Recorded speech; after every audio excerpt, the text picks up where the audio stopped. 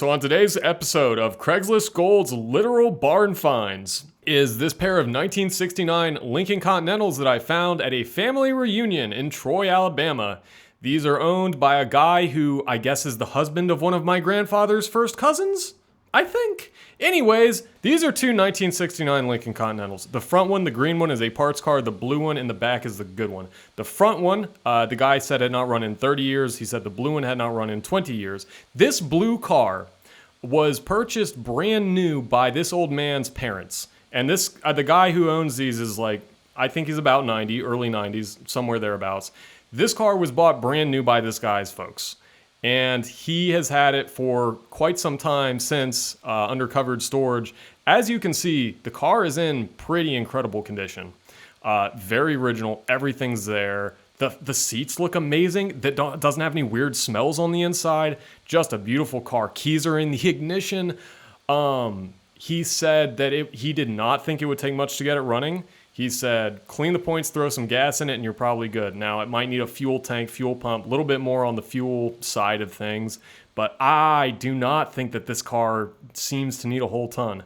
One thing that is interesting about it is that the engine and transmission were both rebuilt, and they do not have a whole ton of miles on the rebuild. The guy rebuilt the engine himself, and one thing he told me that I thought was interesting, and I'm not sure if it's interesting good, is that when he rebuilt the engine, he changed it, had to rebuild it with a different camshaft and everything. He converted it to lower compression so it would run on lower octane fuel so his folks would save money on gas. That seems like the weirdest thing I've ever heard in my life, but that's what the dude said to me. So I'm just throwing it out there. The body of the car, I mean, is just beautiful. It's absolutely a beautiful car. A no rust underneath, Southern car its whole life. And the guy actually told me a story that I thought was pretty funny, that at one point his mother, who would probably be in her hundreds if she was still alive today, but his mother was going out of town somewhere. This old man and his son both said this car would get up over 100 and just sit there, and it was beautiful. And he said his mom went to go visit somebody in, I think, Texas.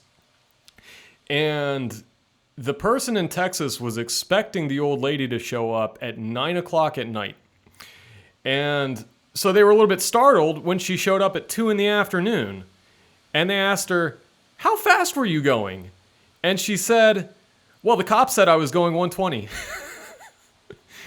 So I guess that's a testament to the car's speed ability. I don't know. It seems like it's built like a tank. You've got the suicide doors, and the paint is even good on the blue one. I mean, it's hard to tell with it under dust, but yeah, I mean, the paint's even, the guy said this was some kind of airline paint.